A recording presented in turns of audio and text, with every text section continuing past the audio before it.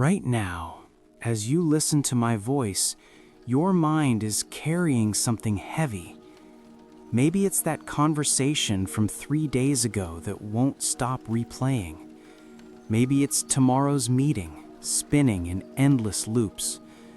Or perhaps it's deeper than that. A quiet ache that something needs to change, but you're not sure what. You're not alone in this restlessness. Every night, millions of minds lie awake, caught between the day that was and the day that might be. But here's what most people don't realize, what ancient wisdom keepers knew, and what modern science is finally proving. Your subconscious mind is always listening, always working, always shaping tomorrow while you sleep. If you found your way here tonight, something in you is ready for peace, ready to discover how the quiet hours hold more power than all your busy days combined. Subscribe to The Quiet Mind right now so you never have to search for this calm again when your thoughts won't let you rest. Because what I'm about to share changes everything. It's not just about sleeping better, it's about waking up as someone new. The ancient Taoists had a saying, "The wise find pleasure in water, the virtuous find pleasure in hills." But they also knew something else. They knew that the deepest transformations happen not when we're climbing mountains or crossing rivers. They happen when we're perfectly still. And tonight, you're about to discover why your subconscious mind might be the most powerful force you'll ever learn to work with. But first, we need to understand what's really happening in those quiet moments before sleep. Have you ever noticed how your mind becomes different in the dark? How thoughts that seemed manageable during the day suddenly feel enormous when you're lying there staring at the ceiling? There's a reason for this, and it's not what you might think. Your conscious mind, the part of you that plans and worries and tries to figure everything out, it's like the tip of an iceberg, visible, obvious, but underneath, vast and unseen, lies something much larger, your subconscious mind. Imagine for a moment that your conscious mind is like the barista in a busy coffee shop. All day long, it's taking orders, making decisions, responding to demands. 2 shots of espresso. Hold the foam. Can you make that to go? But your subconscious?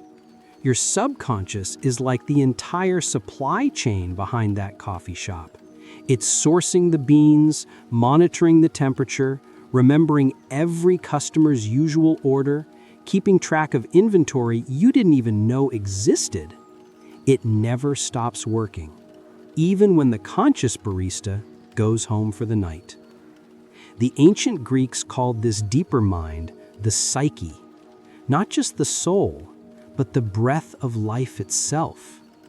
Carl Jung later discovered what shamans and mystics had known for millennia. This hidden part of us holds memories, patterns, and wisdom that our everyday awareness can't even begin to grasp. But here's what modern neuroscience has revealed that will change how you think about sleep forever. While you sleep, your subconscious doesn't just rest, it reorganizes your entire reality. Think about the last time you went to bed worried about something. A decision you couldn't make, a problem you couldn't solve, only to wake up with sudden clarity. That wasn't coincidence. That was your subconscious doing what it does best: processing, connecting, creating new pathways between thoughts that seemed unrelated. I wonder if you've experienced this yourself. That moment when the answer you'd been searching for suddenly appears, not through effort, but through stillness. You might recognize yourself in what comes next. While your conscious mind was sleeping, something remarkable was happening in the depths of your awareness. Your subconscious was having conversations you weren't aware of, making connections you couldn't see. It was literally reshaping the neural pathways that will determine how you experience tomorrow. Dr. Matthew Walker, one of the world's leading sleep researchers, discovered that during REM sleep, our brains create new associations at a rate that would be impossible during waking hours. We're not just processing the day's events, we're creating new possibilities, new ways of seeing, new solutions to old problems. The Sufis had a beautiful phrase for this: sleep is the brother of death, but also the midwife of wisdom. But this is only the beginning of what your mind is capable of during those quiet hours, because there's something even more profound happening, something that ancient meditation masters discovered thousands of years ago. What if I told you that the thoughts you think just before sleep don't just fade away? What if they become the seeds of tomorrow's reality? There's a moment each night that most of us pass through without noticing. It happens in that space between waking and sleeping, when your conscious mind finally releases its grip on the day. When thoughts become softer, less defined. When the boundaries between what is and what might be start to blur. The Buddhists call this the bardo, the in-between space, and they've known for over 2,500 years that this moment holds extraordinary power. Think about what usually happens in this space for you. Maybe you're replaying that awkward conversation, or rehearsing tomorrow's presentation, or spiraling through a list of things you forgot to do. But what if I told you that whatever occupies your mind in this threshold moment becomes the programming for your subconscious to work with all night long? Modern neuroscience calls this memory consolidation, but ancient wisdom traditions understood it as something far more profound. They called it dream seeding, the practice of consciously choosing what to plant in the fertile soil of sleep. In ancient Egypt, temple priests would spend their final waking moments contemplating sacred geometry, believing that these patterns would weave themselves into their dreams and emerge as wisdom upon waking. They weren't wrong, but it goes deeper than problem solving. There's a moment each night that most of us pass through without noticing. It happens in that space between waking and sleeping, when your conscious mind finally releases its grip on the day. When thoughts become softer, less defined. When the boundaries between what is and what might be start to blur. The Buddhists call this the bardo, the in-between space, and they've known for over 2,500 years that this moment holds extraordinary power. Think about what usually happens in this space for you. Maybe you're replaying that awkward conversation, or rehearsing tomorrow's presentation, or spiraling through a list of things you forgot to do. But what if I told you that whatever occupies your mind in this threshold moment becomes the programming for your subconscious to work with all night long? Modern neuroscience calls this memory consolidation, but ancient wisdom traditions understood it as something far more profound. They called it dream seeding, the practice of consciously choosing what to plant in the fertile soil of sleep. In ancient Egypt, temple priests would spend their final waking moments contemplating sacred geometry, believing that these patterns would weave themselves into their dreams and emerge as wisdom upon waking. They weren't wrong, but it goes deeper than problem solving. Your subconscious doesn't just process information during sleep. It literally rewires your brain based on what you've been thinking about. Neuroscientists call this neuroplasticity, but poets have always known it by another name: transformation. Have you ever noticed how the same situation can feel completely different depending on your state of mind? How a challenge can seem insurmountable one day and manageable the next, even though nothing external has changed? That shift often happens overnight, in the quiet laboratory of sleep. The Stoic philosopher Marcus Aurelius wrote in his Meditations, "You have power over your mind, not outside events. Realize this, and you will find strength." But he also understood something that most people miss. The thoughts you choose in your final waking moments don't just influence your dreams, they influence the person you become. Because while you sleep, your subconscious is busy strengthening the neural pathways associated with whatever you've been focusing on. If you fall asleep worrying, you're literally training your brain to be better at worrying. If you fall asleep with gratitude, you're strengthening your capacity for appreciation. This isn't positive thinking. This is neurology. The ancient Taoists had a practice they called sleeping meditation, not trying to stay awake, but consciously choosing what to carry into sleep. They understood that the subconscious mind is like water. It takes the shape of whatever container you provide. But here's where it gets really interesting. Because it's not just about individual thoughts or feelings. Your subconscious is also busy during sleep doing something that mystics have always claimed, but science is just beginning to understand. Have you ever woken up with a song in your head that you hadn't heard in years? Or found yourself thinking about someone moments before they called? Have you ever had a dream that felt more real than reality? Not because of what happened in it, but because of what it revealed about something you didn't know you knew. Carl Jung, the great psychiatrist and explorer of the psyche, discovered something that indigenous cultures had always understood. Our individual minds aren't separate islands. They're more like waves in a vast ocean of shared consciousness. He called it the collective unconscious, a deeper layer of awareness where all human minds connect, where the wisdom of our ancestors mingles with the dreams of our children, where insights can arise that belong to no single person, but to consciousness itself. And it's during sleep, when the boundaries of individual identity become softer, that we're most likely to touch this deeper intelligence.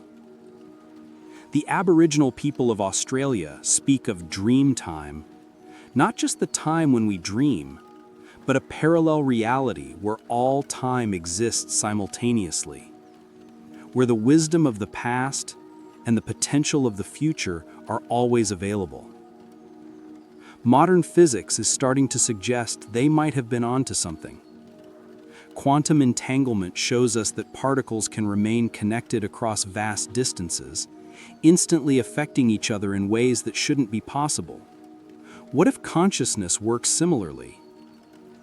I wonder if you've ever experienced this yourself, that moment when you wake up with knowledge you didn't have when you went to sleep. Not something you figured out, but something that seemed to arrive whole, like a gift from somewhere beyond your individual thinking. Dr. Rupert Sheldrake's research on morphic resonance suggests that when someone learns something new, it becomes slightly easier for everyone else to learn the same thing, as if knowledge creates ripples in an invisible field of information that we all share. During sleep, when our individual defenses are down, we become more permeable to these subtle influences. The ancient Indian tradition of Yoga Nidra, conscious sleep, is based on this understanding. Practitioners learn to maintain a thread of awareness while allowing their bodies and minds to rest deeply. In this state, they often report accessing insights and guidance that seem to come from beyond their personal knowledge. But you don't need to be a master meditator to experience this. Every night, as you drift off to sleep, you're not just retreating from the world, you're opening to a deeper dimension of it. Your subconscious mind, freed from the constraints of logic and linear thinking, becomes a kind of antenna, picking up signals from the larger field of awareness that surrounds us all. This is why some of history's greatest discoveries have come through dreams. Kekule's understanding of the benzene ring, Tesla's alternating current motor, Paul McCartney's melody for Yesterday. These weren't products of individual genius alone. They were downloads from the collective intelligence that dreams make accessible. But here's what's truly remarkable. You can learn to consciously participate in this process, not by forcing or controlling, but by creating the right conditions for insight to arise. Think about this. What if the restless thoughts that keep you awake aren't obstacles to sleep, but invitations? What if your mind's late-night wandering is actually searching for something, some piece of wisdom or understanding that wants to emerge? Let me guess something about your nights. Maybe you lie there, mentally rehearsing tomorrow's conversations, or reviewing today's mistakes, or calculating how many hours of sleep you'll get if you fall asleep right now. And then you don't. If this sounds familiar, you're living the modern paradox of sleep. We have more knowledge about sleep than any generation in history, yet we sleep worse than almost any culture that came before us. Why? Because we've forgotten something essential about the relationship between consciousness and rest, something that our ancestors knew intuitively, but that our accelerated world has trained us to ignore. The ancient Greeks distinguished between two types of time, chronos and kairos. Chronos is clock time, linear, measurable, efficient. It's the time of schedules and deadlines and productivity. Kairos is sacred time, the eternal now, the perfect moment, time that expands and contracts based not on the clock, but on the depth of experience. And here's the crucial thing. Sleep belongs to Kairos, not Chronos. But we keep trying to force it into Chronos time. We want to fall asleep efficiently. We want to optimize our REM cycles. We want to hack our circadian rhythms for maximum performance. But the subconscious mind doesn't speak the language of efficiency. It speaks the language of rhythm, of metaphor, of what the Sufis called subtle states. Have you ever noticed that the harder you try to fall asleep, the more elusive it becomes? That's not a flaw in your system. That's your system working exactly as designed. Sleep isn't something you do. It's something you allow. Dr. Matthew Walker's research shows that sleep anxiety, the fear of not sleeping well, actually creates the physiological conditions that make good sleep impossible.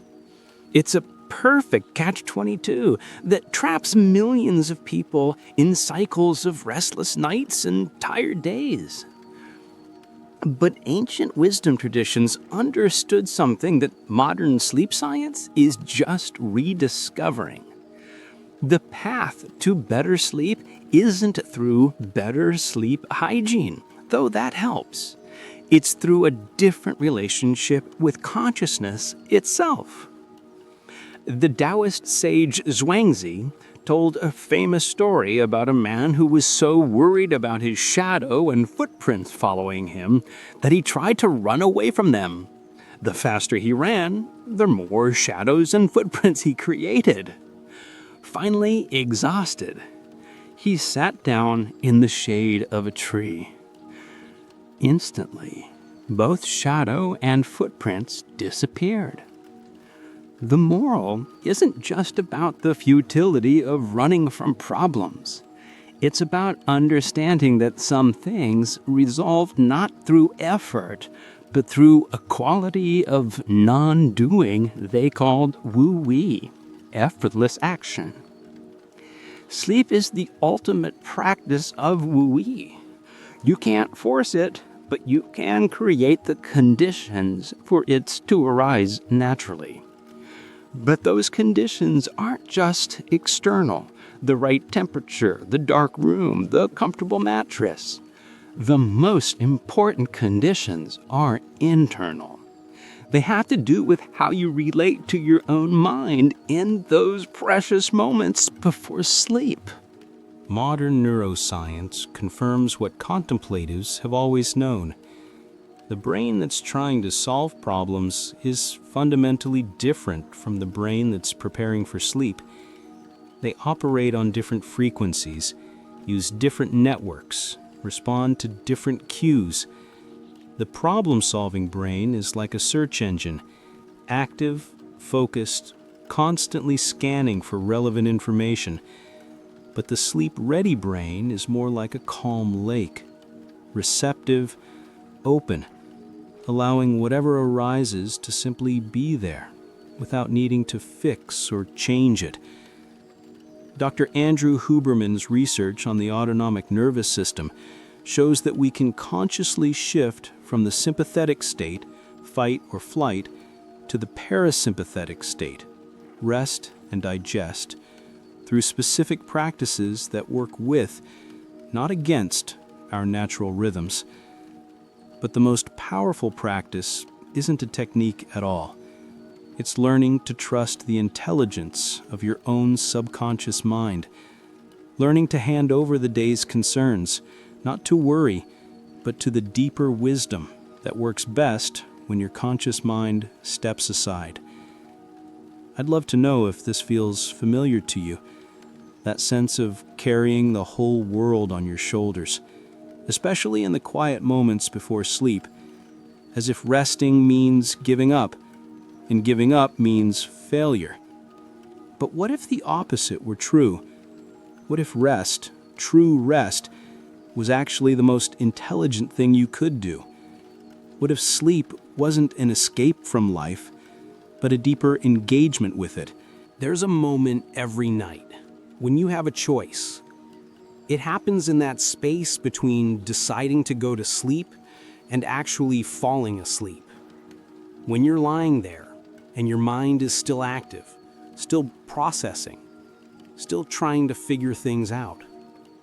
Most of us experience this moment as a kind of battleground, thoughts fighting against the desire for rest, consciousness wrestling with the need to let go.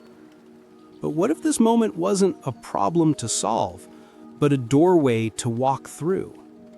The ancient practice of Yoga Nidra teaches something beautiful about this transition. The phrase literally means yogic sleep, but it's not really about sleeping at all. It's about learning to rest in the space between waking and sleeping, that liminal threshold where extraordinary things become possible. In this state, your brain waves shift from the beta frequency of normal waking consciousness to alpha, then theta, the same frequencies associated with deep meditation, creative insight, and profound healing. But here's the key. You don't force this transition. You invite it. Think about how you might coax a shy animal to come closer. You don't chase it or grab for it. You become very still, very patient, and create a sense of safety. You let it approach in its own time. Sleep is like that shy animal. The more you chase it, the more elusive it becomes. So instead of trying to fall asleep, what if you simply practiced becoming comfortable with the space between waking and sleeping? What if you learned to rest in that threshold without needing it to become something else? Dr. Richard Miller, who pioneered the therapeutic use of Yoga Nidra in the West, discovered that people who practice this conscious resting often report better sleep, reduced anxiety, and increased creativity. Not because they're trying to achieve these things, but because they're learning to trust the natural intelligence of rest itself.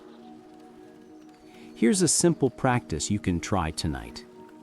Instead of lying down with the intention to fall asleep, lie down with the intention to rest. Feel the difference in your body as you make this subtle shift. Notice how trying to sleep creates a kind of tension, while allowing rest creates space. Now, instead of trying to quiet your thoughts, simply observe them with curiosity, as if you're sitting by a river watching leaves float by.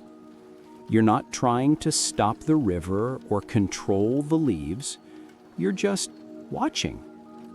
Some thoughts will be urgent. Did I lock the door? Some will be repetitive, replaying that conversation again. Some will be random, wondering what your third-grade teacher is doing right now.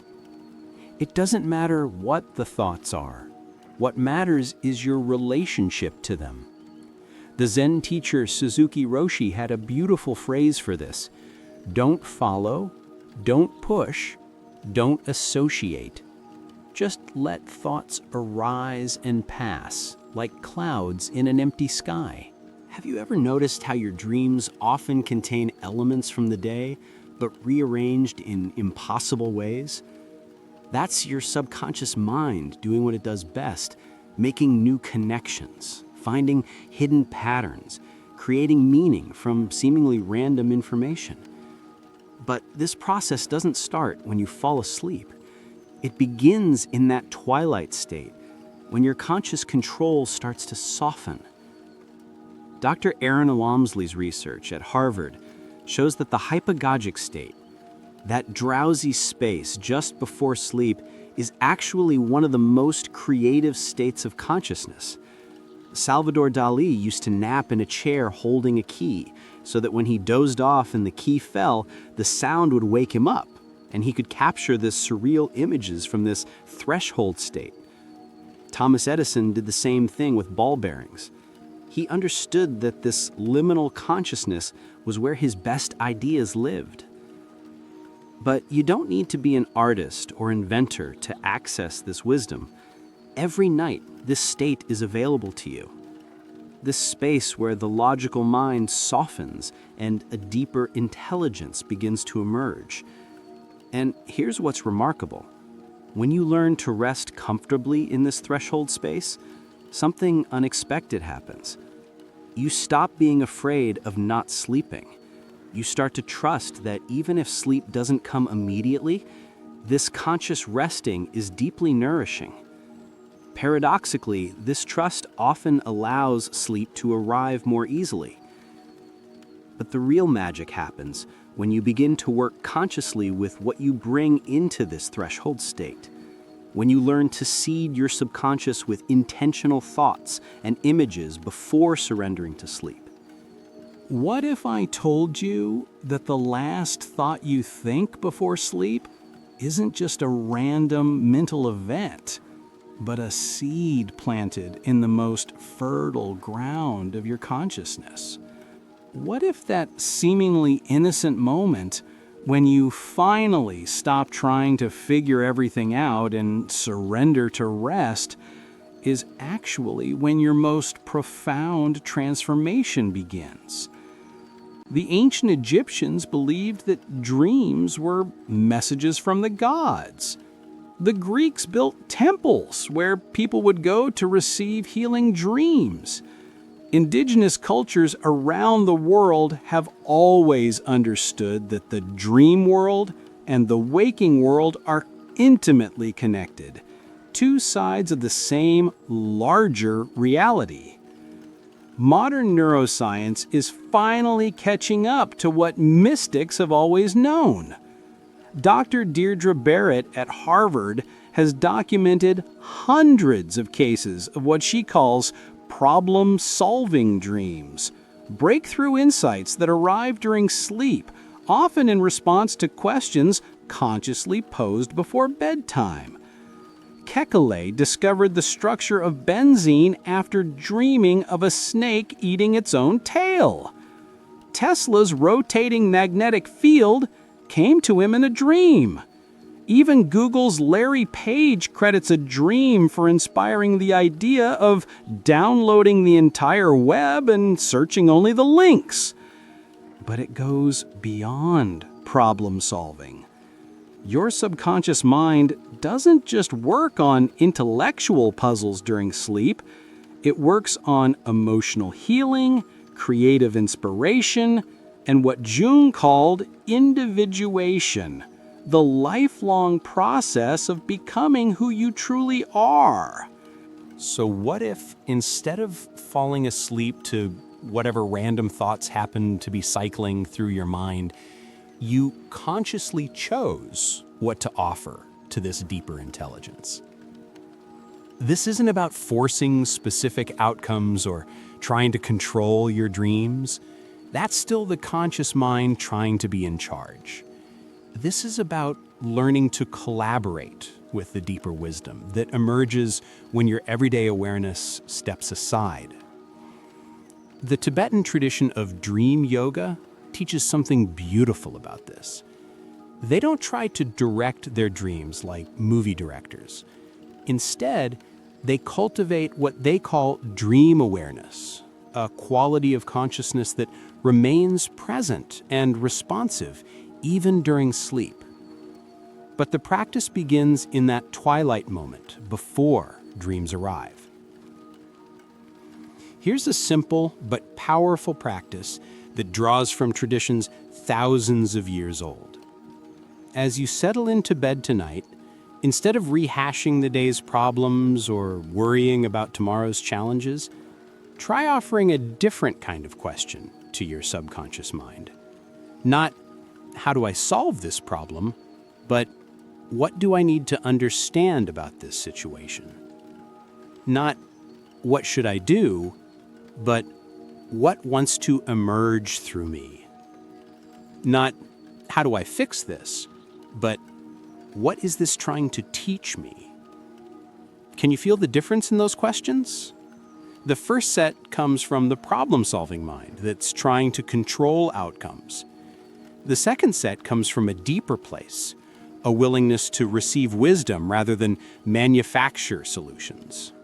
The Sufi poet Rumi wrote, "Sell your cleverness and buy bewilderment." He understood that the conscious mind's cleverness, while useful during the day, can actually block access to the deeper intelligence that works through dreams and intuition. Have you ever noticed that your best insights often come not when you're trying to figure something out, but when you've given up trying? In the shower, on a walk, in that drowsy space just before sleep? That's not coincidence. That's how consciousness actually works, when we stop interfering with it. Dr. John Conius at Drexel University has studied what happens in the brain during moments of insight. He's found that just before a breakthrough, there's actually a decrease in visual cortex activity. as if the mind is literally closing its eyes to external distractions and turning inward to access deeper networks of association. Sleep is the ultimate version of this process. So tonight, as you prepare for rest, try this. Instead of bringing your day's worries to bed, bring your day's wonder. What moment today surprised you? What conversation left you thinking? What beauty did you almost miss? Or go even deeper, what quality would you like to embody more fully? Patience, compassion, creative courage? Instead of trying to figure out how to develop these qualities, simply hold them gently in your awareness as you drift towards sleep. Trust your subconscious to understand what you're asking for, even if your conscious mind doesn't know how to make it happen. The ancient practice of incubation, consciously requesting guidance through dreams, was never about getting specific answers. It was about entering into relationship with a deeper intelligence, about learning to trust that consciousness is far more vast and creative than our individual thinking minds can grasp. And here's what's remarkable. When you begin to work this way with your subconscious mind, you start to notice that your waking life becomes more creative, more intuitive, more aligned with what feels genuinely meaningful. It's as if the boundary between sleeping and waking consciousness becomes more permeable. The wisdom that emerges in dreams starts to inform your daily choices. But there's something even more profound that happens when you learn to seed your dreams with intention. Something that ancient wisdom traditions called the Great Remembering. A reconnection with the deeper self that exists beyond all your roles and identities. There's a part of you that never sleeps. Not in the sense of insomnia or restless nights, but in the sense of an awareness so fundamental that it witnesses both waking and dreaming, both consciousness and unconsciousness, both the daily self you know and the vaster self you're still discovering. The mystics have always known about this deeper identity. They've called it different names: the witness consciousness, the eternal self, the soul, the true nature. But you don't have to be a mystic to experience it. Have you ever had the experience of waking up from a dream and thinking, who was the I that was experiencing that dream? And who is the I that's now remembering it? That moment of meta-awareness, awareness aware of itself, is a glimpse of this deeper dimension of consciousness. Dr. Stephen LaBerge's research on lucid dreaming at Stanford has shown that it's possible to become conscious within dreams, while still allowing the dream process to unfold. In these states, people often report profound insights, not just about the dream content, but about the nature of consciousness itself.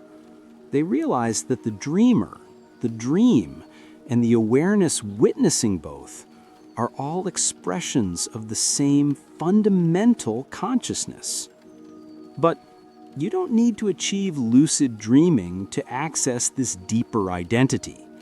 It's available every night in that threshold space between waking and sleeping, if you know how to recognize it.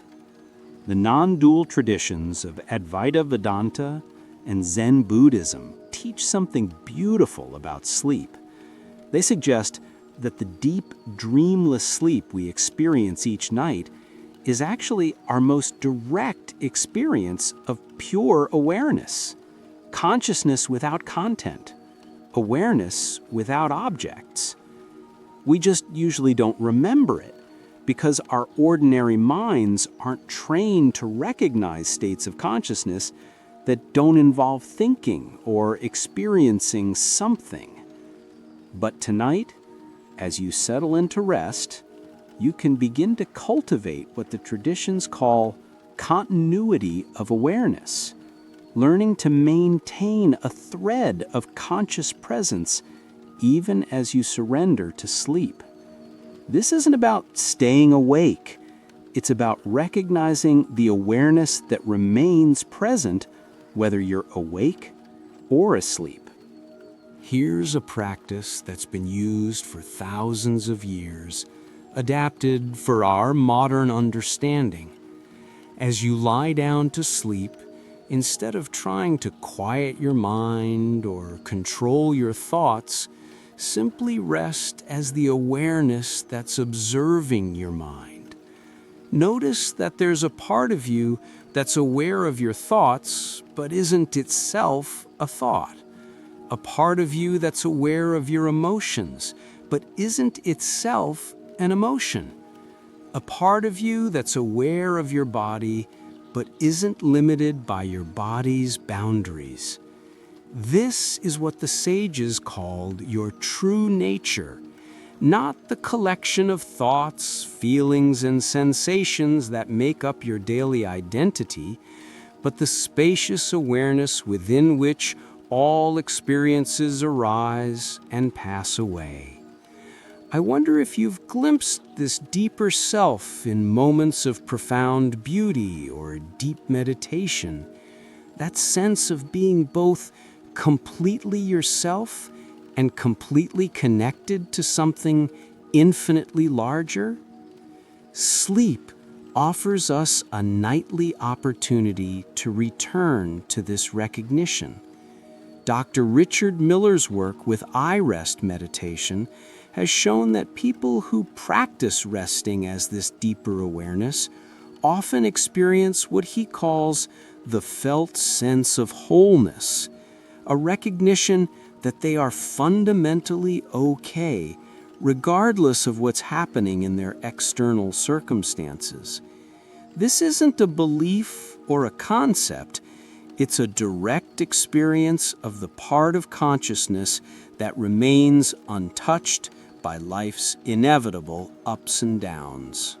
But there's one more secret about this deeper identity that changes everything about how you approach both sleep and waking life. Something that ancient dream yogis discovered about the relationship between consciousness and reality itself.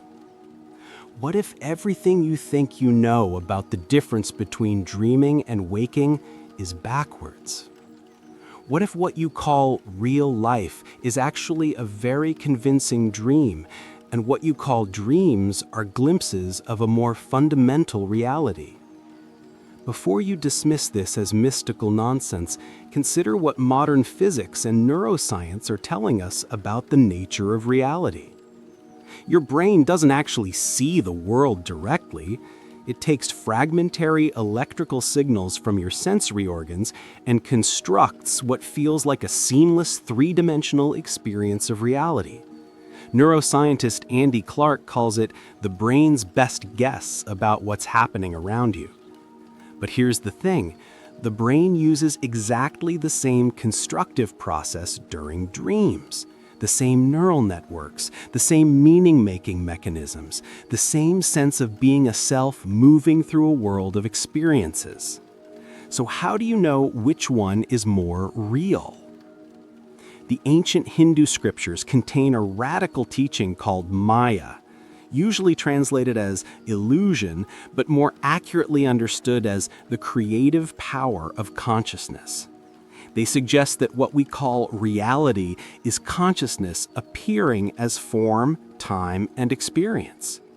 Not that it's unreal, but that it's more like a dream than we usually recognize. Have you ever been completely absorbed in a dream, only to wake up and think, how could I have believed that was real?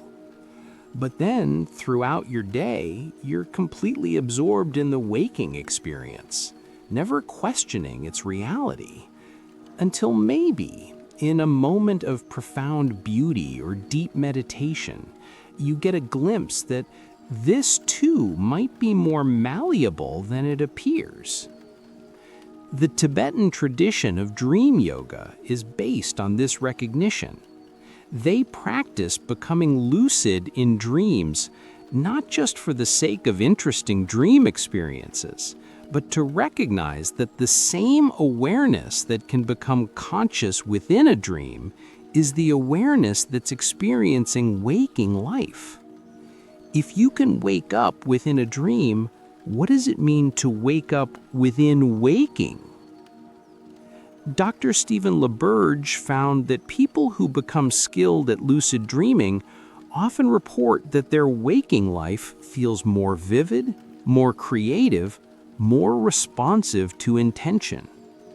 It's as if recognizing the dreamlike nature of dreams helps them recognize the dreamlike, which is to say, the creative and malleable nature of ordinary reality. But you don't need to master lucid dreaming to work with this understanding. You can begin tonight, in that threshold space before sleep, by gently questioning the solidity of your daytime concerns.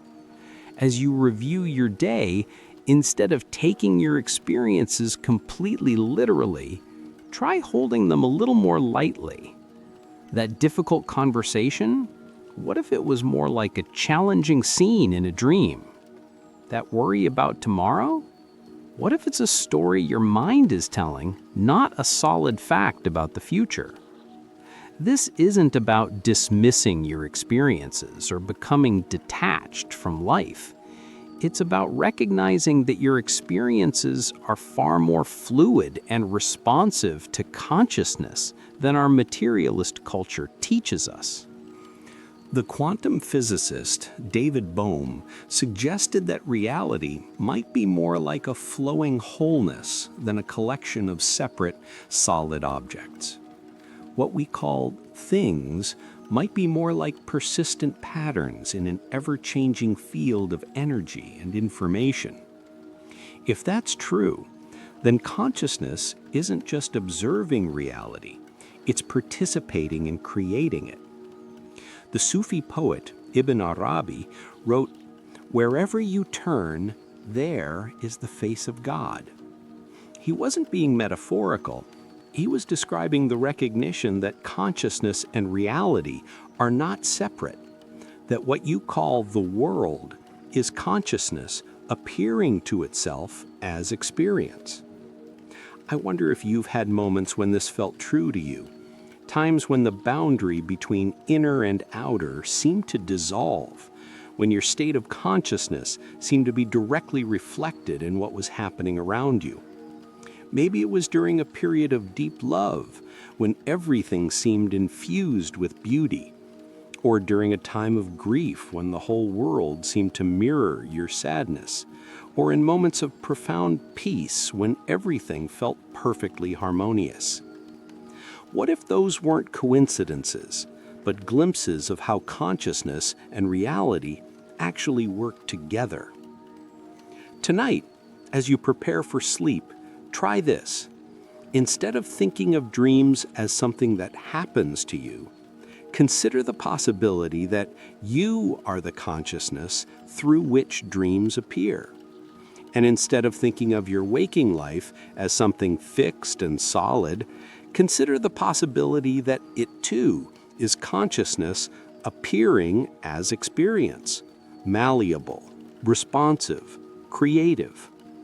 This shift in perspective from seeing yourself as separate from your experiences to recognizing yourself as the awareness within which all experiences arise is one of the most profound transformations available to human consciousness. And it often begins in the liminal spaces, in meditation, in deep rest, and especially in that threshold between dreaming and waking, where the boundaries of ordinary identity become most transparent. There's a way of moving through life that requires no struggle, no force, no exhausting effort to make things happen. The ancient Chinese called it Wu Wei, often translated as non-action, but more accurately understood as effortless action.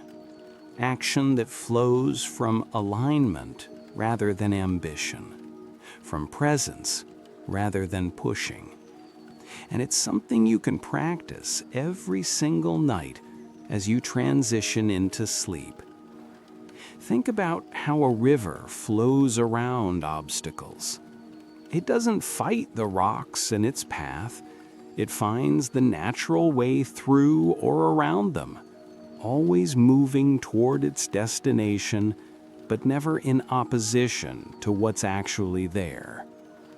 Your consciousness can learn to move the same way.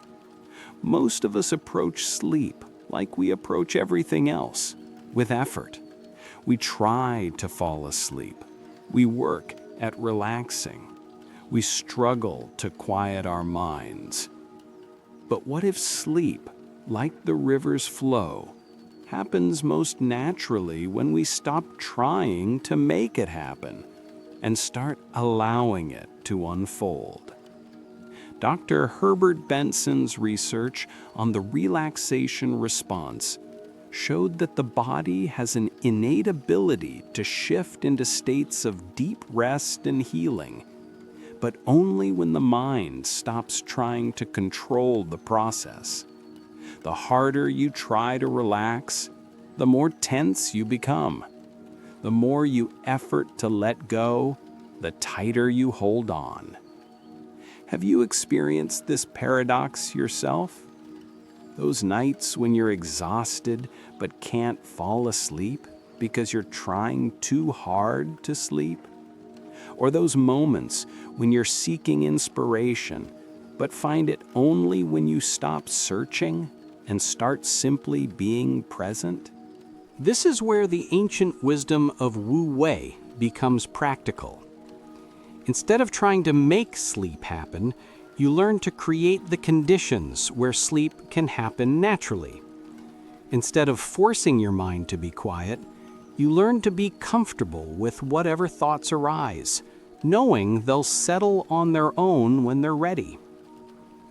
The Taoist sage Lao Tzu wrote, "Nothing in the world is softer than water, yet nothing is better at overcoming the hard and strong." He was pointing to a fundamental principle of how consciousness actually works. Gentleness is more powerful than force. Allowance is more effective than control. Receptivity accomplishes what aggression cannot. In the Jewish mystical tradition, there's a beautiful concept called bittul, often translated as self-nullification, but more accurately understood as transparent presence. It's the quality of awareness that's so aligned with what's happening that there's no sense of separation between the observer and the observed. Musicians know this state. Athletes call it the zone. Mystics recognize it as union with the divine. But you don't have to be an expert in anything to experience it. You can practice it tonight as you settle into rest. Instead of lying down with an agenda, to fall asleep, to stop thinking, to solve tomorrow's problems, try lying down with pure receptivity. Let your body settle into the bed like water finding its level.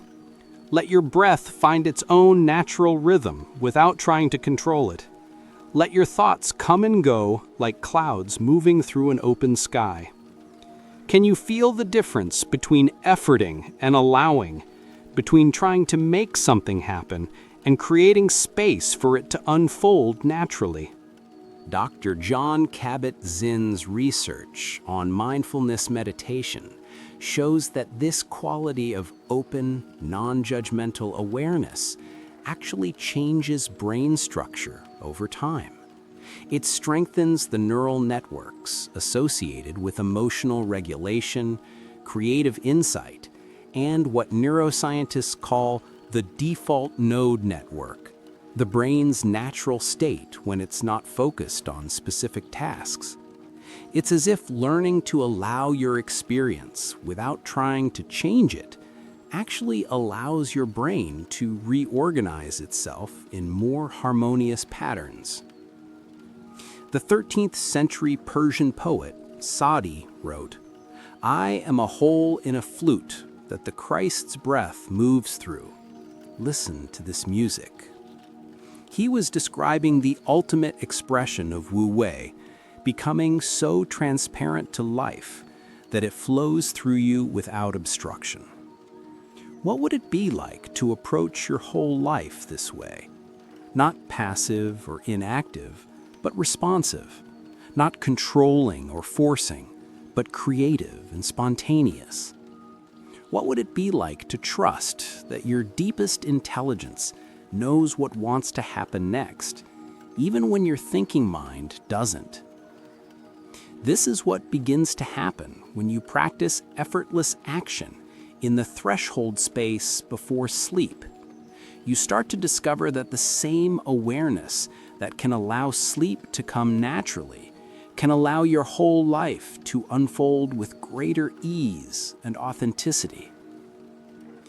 Tonight, as you feel sleepiness beginning to arrive, don't grasp at it or try to pull it closer. Simply welcome it, like you might welcome a beloved friend, with warmth, with gratitude, with no agenda except appreciation for what's being offered. And if sleep doesn't come immediately, practice being perfectly content with the state you're in. Rest in the allowing itself. Trust that your body and mind know exactly what they need, even if it's different from what you think they should need. So what would it look like to practice true surrender as you prepare for sleep tonight? First, it means letting go of the agenda that sleep must happen in a particular way or on a particular timeline.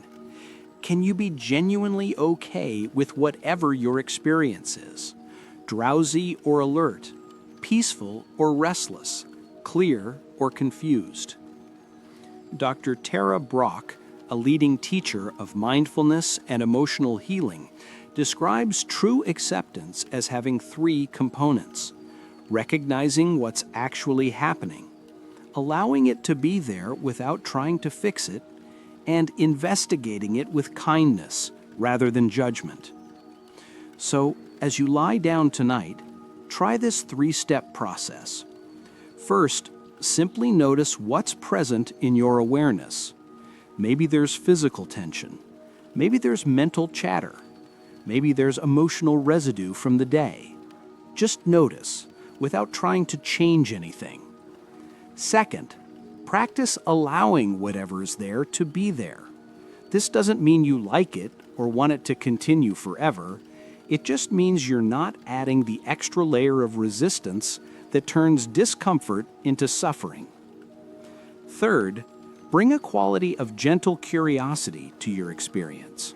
Instead of judging your restless thoughts as problems, what if you investigated them with the same kindness you might show a confused child? The 14th century Christian mystic Meister Eckhart wrote, "The soul must let God work in her and be to herself as though she were not." He was describing the ultimate surrender, not to a deity outside yourself, but to the deepest intelligence of consciousness itself. When neuroscientists study the brains of experienced meditators, they find something fascinating. Increased activity in areas associated with awareness and compassion, but decreased activity in the default mode network, the part of the brain associated with self-referential thinking and worry. It's as if surrender literally rewires the brain away from patterns of self-concern and toward patterns of open awareness. I wonder what it would feel like to trust your experience completely tonight. Not just the pleasant aspects, but all of it. What if your restless thoughts aren't obstacles to overcome, but waves in the ocean of consciousness that you can learn to surf rather than fight? This kind of surrender isn't a one-time decision. It's a moment-by-moment practice of letting go into whatever's actually happening. And it becomes easier with repetition, like developing any skill. Each time you notice yourself tensing up against your experience, see if you can soften just a little. Each time you catch yourself trying to force sleep to happen, see if you can relax into simply being awake with kindness. The beautiful thing about practicing surrender at bedtime is that it has natural built-in support. Your body wants to rest. Your nervous system wants to down-regulate. Your consciousness wants to explore the deeper dimensions of itself. You're not fighting against nature, you're learning to align with it. And here's what's remarkable. When you learn to surrender to the process of falling asleep, you're actually practicing one of the most profound spiritual disciplines available. You're learning to trust the intelligence that governs all life processes. This trust, this willingness to let go into the unknown, is what allows consciousness to regenerate itself each night, to process experiences, integrate insights, and emerge renewed. But there's one more dimension to this nightly practice of surrender that might be the most important of all. Something that happens when you stop trying to be the director of your consciousness and learn to be its grateful witness. In the deepest teachings about consciousness, there's a recognition that you are not your thoughts, not your emotions, not even your experiences, but rather the awareness within which all these phenomena arise and pass away. This witnessing awareness is what remains constant through all the changes of your life. It was present when you were a child, it's present now, and it will be present as you age. It's what experiences your dreams, and it's what's aware of dreamless sleep. The ancient Sanskrit texts call this awareness Sakshi, the eternal witness. It's not passive or detached, but spacious and intimate. It's the part of you that can observe your thoughts without being caught up in them, feel your emotions without being overwhelmed by them. And it's most accessible in the liminal spaces, especially in that threshold between waking and sleeping. Dr. Judson Brewer's research on mindfulness and the default mode network has shown that this witnessing awareness is associated with decreased activity in the brain regions responsible for self-referential thinking, the inner narrator that's constantly commenting on your experience. When this witness consciousness comes forward, the mental chatter that often keeps people awake naturally begins to quiet. Have you ever experienced this yourself? That sense of being completely present with your thoughts and feelings, but not identified with them? Like watching clouds pass through an open sky, or observing fish swimming in a clear pond. This witnessing awareness isn't something you have to create or achieve. It's what you already are, beneath all the layers of thinking and feeling and doing that make up your daily identity. Tonight, as you settle into rest, see if you can rest not as the thinker of your thoughts, but as the awareness that's aware of thinking. Not as the feeler of your emotions, but as the spacious presence within which emotions arise and pass away. Not as the person who's trying to fall asleep, but as the consciousness that's witnessing the entire process. This shift in identity from being the content of consciousness to being consciousness itself is perhaps the most profound transformation available to human awareness. The mystics of every tradition have pointed to it as the key to lasting peace and authentic freedom. The 9th century sage Ramana Maharshi taught a simple but revolutionary practice, Whenever you're disturbed by any experience, ask yourself, who is aware of this disturbance? Keep inquiring until you find the I that remains undisturbed by any experience. That I is what the traditions call your true nature, the witness consciousness that's never actually threatened by anything that appears within it. As you lie in bed tonight, if worrying thoughts arise, instead of trying to stop them or solve them, try asking, who is aware of these worries? If physical discomfort is present, instead of fighting it or trying to make it go away, try asking, who is aware of this discomfort? If sleeplessness persists, instead of becoming frustrated, try asking, who is aware of this wakefulness? In each case, you'll find the same answer, the witnessing awareness that you are, spacious, peaceful, unchanging, completely okay with whatever appears within it. At the deepest level of consciousness, there's a love that doesn't depend on getting anything or anyone to be different than they are. It's not the love that says, I love you because you make me happy, or I love you when you behave the way I want. It's the love that recognizes itself in everything, in joy and sorrow, in beauty and difficulty, in the known and the mysterious. The mystics have always understood that this unconditional love isn't something you develop or achieve. It's what you discover when you stop trying to get your experience to be other than it is.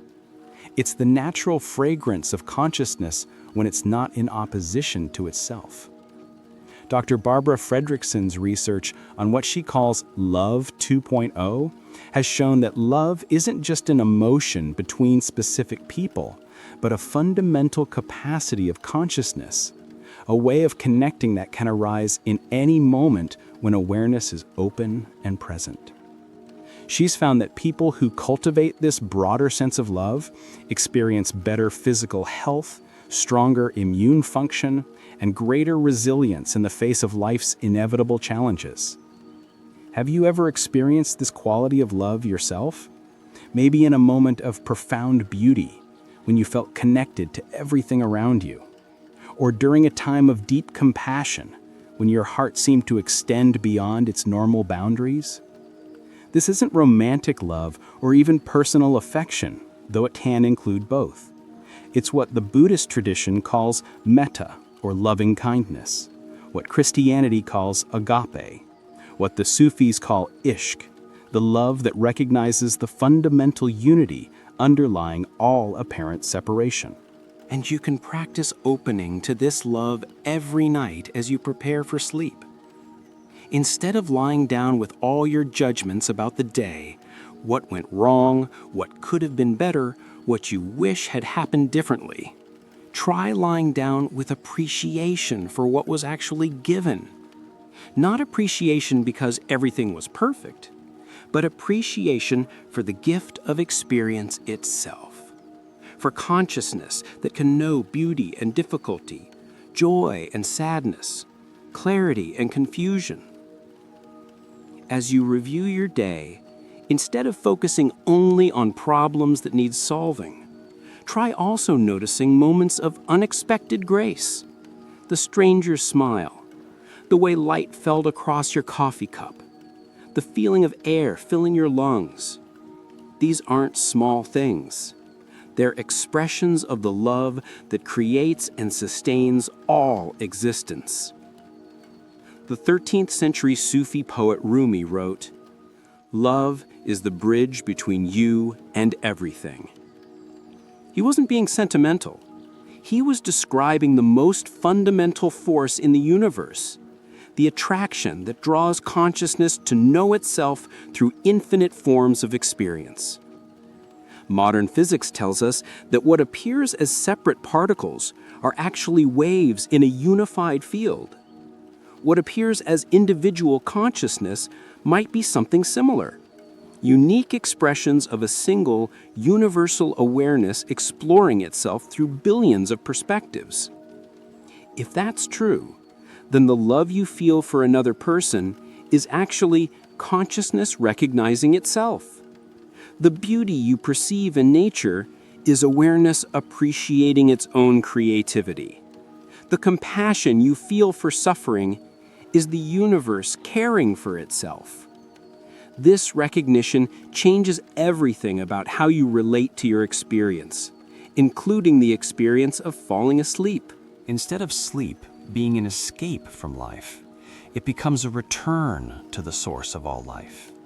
Instead of dreams being meaningless mental noise, they become love letters from the deeper intelligence that animates everything. I wonder what it would be like to go to sleep feeling genuinely grateful for the gift of consciousness itself. Not just when things go well, but simply for the miracle of being aware, of being able to experience anything at all. Tonight, as you feel your body relaxing and your mind beginning to slow down, try resting in gratitude for the love that brought you into existence and sustains you in every moment. Not the love of any particular person, though that's beautiful too, but the fundamental love that is existence itself, caring for its own expressions. Let this love fill the space around your concerns about tomorrow. Let it hold your regrets about today. Let it embrace whatever thoughts and feelings arise without trying to fix or change them. This isn't about forcing positive emotions or pretending everything is wonderful when it's not. It's about recognizing the consciousness within which both wonderful and difficult experiences can arise. And that consciousness itself, the awareness that you are, is an expression of the universe's love for its own infinite creativity.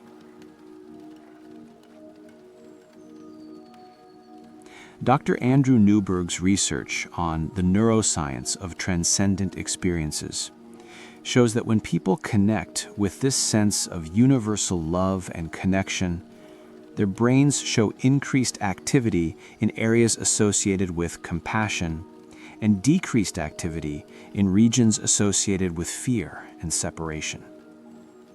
It's as if love, real love, literally rewires consciousness toward greater wholeness and integration.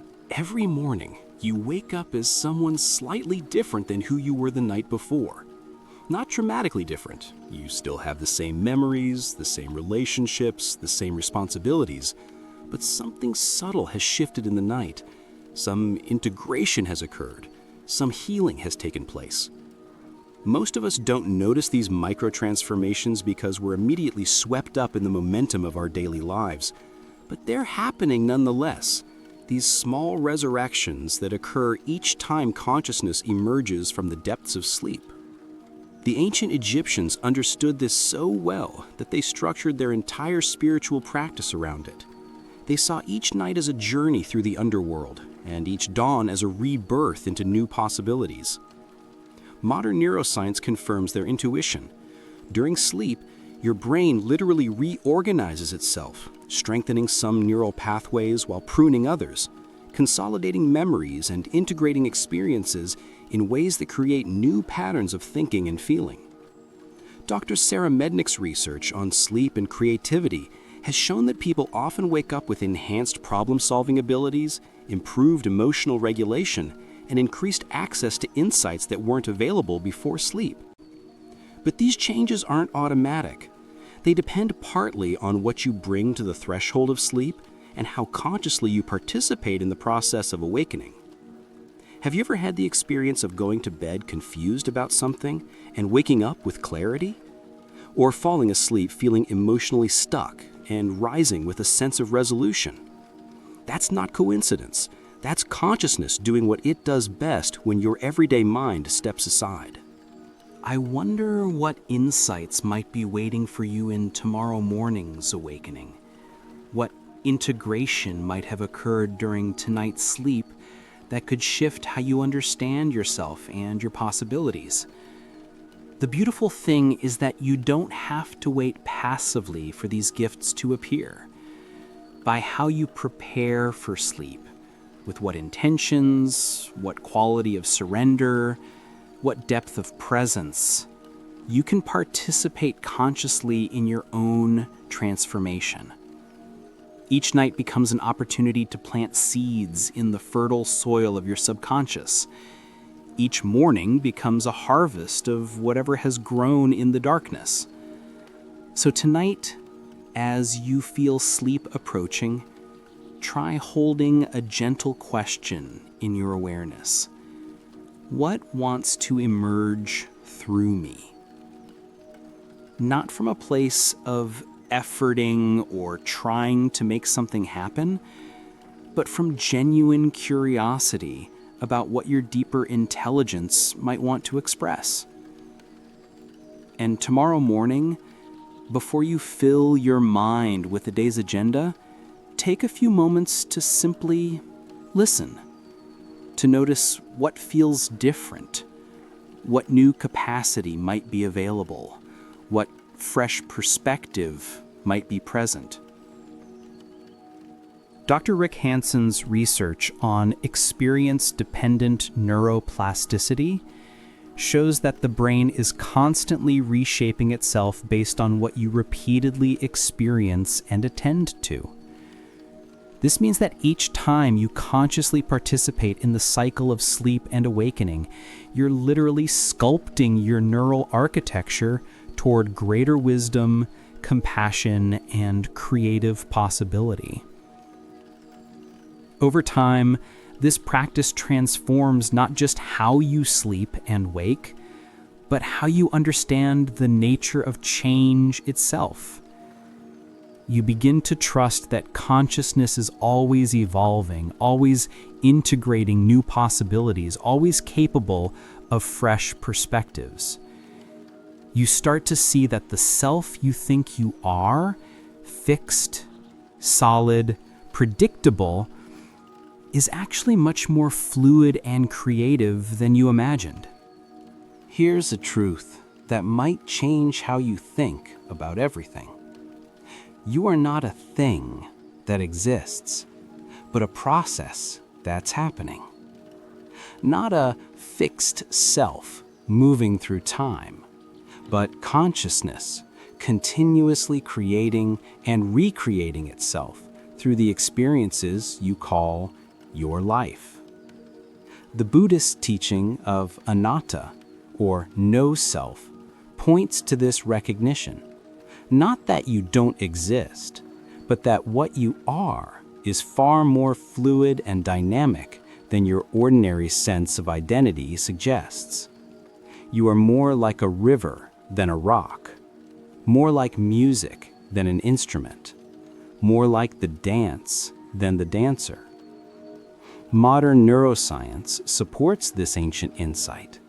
Dr. Lisa Feldman Barrett's research on predictive processing shows that your brain is constantly constructing your sense of self based on incoming sensory data, past memories, and future predictions. What you call you is actually a continuous process of meaning-making, pattern recognition, and creative interpretation. Have you ever looked at a photograph of yourself from years ago and thought, who was that person? Not just because you looked different, but because you can barely remember what it felt like to be that version of yourself? That's because you weren't the same person. You were consciousness at a different stage of its eternal process of becoming. And this process of becoming doesn't stop during sleep. It actually accelerates. Free from the constraints of linear thinking and social identity, Consciousness can explore new configurations, new possibilities, new ways of organizing experience. I wonder what it would feel like to approach sleep with this sense of cosmic participation. To recognize that your dreams might be the universe dreaming through you. That your rest might be existence itself, regenerating its creative capacity. As you drift toward sleep tonight, try resting not just as an individual seeking personal restoration, but as consciousness itself, exploring new possibilities through the unique laboratory of your awareness. The Vedantic tradition has a beautiful teaching about this called Leela, the divine play of consciousness. It suggests that all existence is consciousness playing hide and seek with itself, forgetting its true nature in order to experience the joy of remembering. Maybe your whole life, including your struggles, your growth, your nightly cycles of sleeping and waking, is part of this cosmic game. Consciousness temporarily forgetting its infinite nature in order to experience the adventure of discovery, healing, and transformation. From this perspective, nothing in your experience is meaningless. Every emotion, every insight, every dream, every moment of confusion or clarity is consciousness learning about itself through the specificity of your unique perspective. You don't have to figure this out or make it happen. You just have to participate consciously in the process that's already unfolding through you. And the most natural way to participate is simply to pay attention to the quality of presence you bring to each moment, including the precious moments of transition between waking and sleeping. Because in these liminal spaces, when ordinary identity becomes transparent, you're most likely to glimpse what you really are. Not a separate self in need of fixing, but consciousness itself exploring its own infinite creativity through the beautiful, temporary, utterly unique form you call your life. We've traveled together through the landscape of consciousness, from the restless thoughts that keep you awake to the vast awareness that witnesses all experience.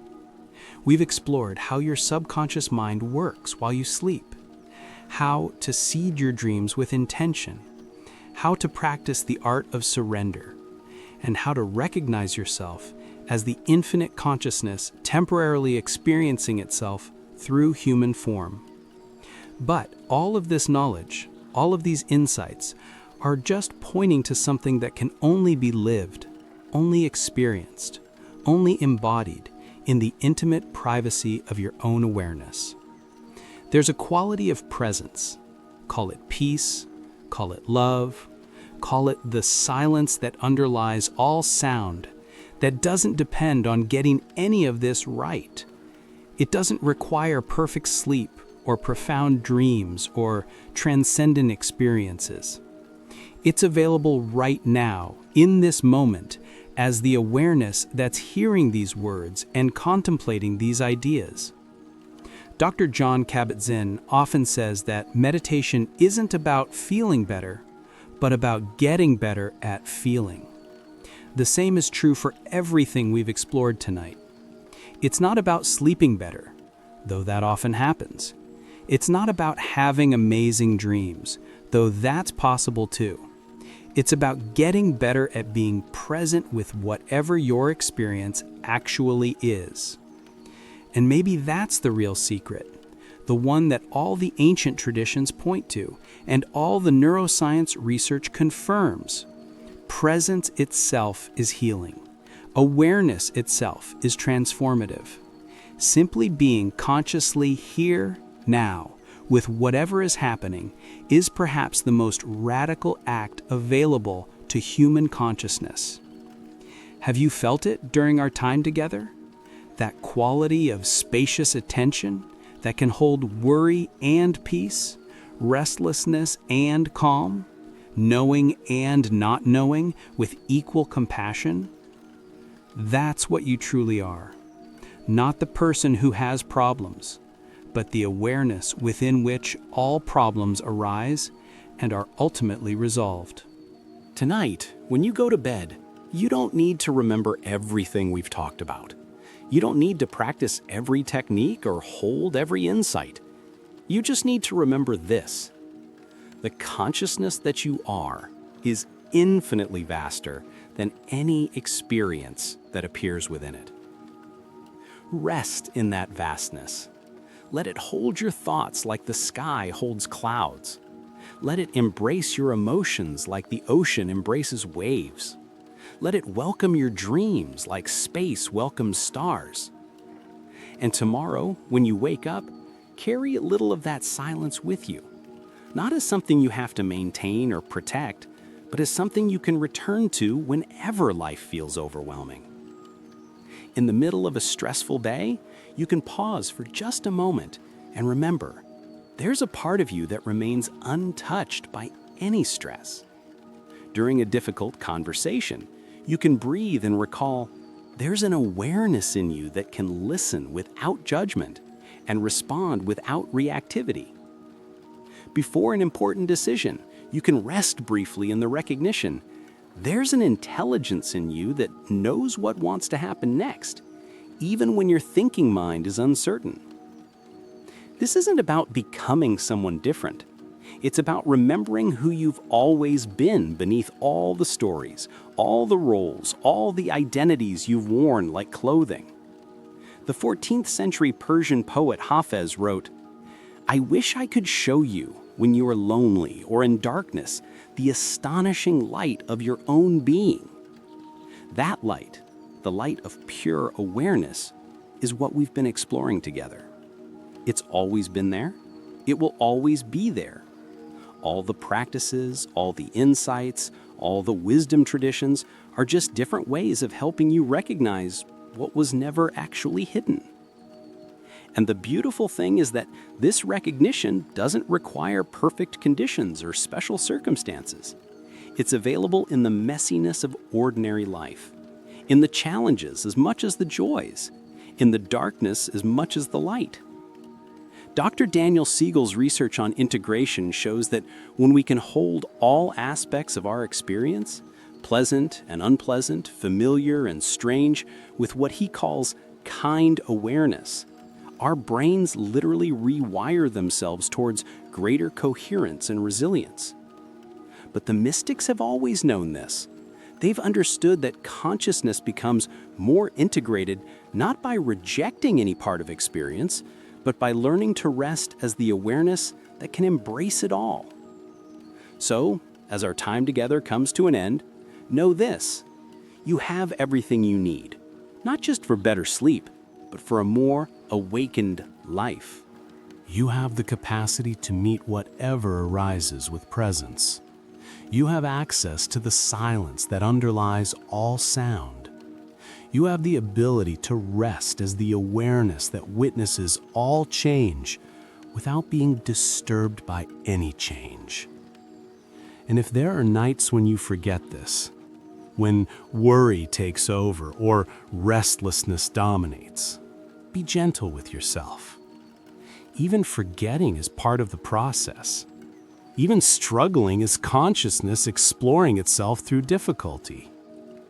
But when you want to remember, when you're ready to return to the peace that's your birthright, you know where to find me. You know where to find this space of gentle wisdom and compassionate presence. Subscribe to The Quiet Mind, not just for more content, but as a commitment to your own awakening, as a reminder that there's always a way back to the silence, always a path to the peace that doesn't depend on circumstances. Carry this silence with you into tomorrow. Trust the intelligence that dreams your dreams and beats your heart. Rest in the love that brought you into existence and will never let you go. And remember, you are so much more than you think you are. You are consciousness itself, temporarily forgetting its infinite nature in order to experience the magnificent adventure of being human. Sleep well, dear friend. Wake up renewed, and know that the peace you seek has been with you all along, as close as your next breath, as intimate as your own awareness. as vast as the sky that holds all weathers and remains forever unchanged. Thank you for sharing this journey into the depths of consciousness. May your rest be deep, your dreams be wise, and your awakening be gentle. The silence is always here, waiting to welcome you home.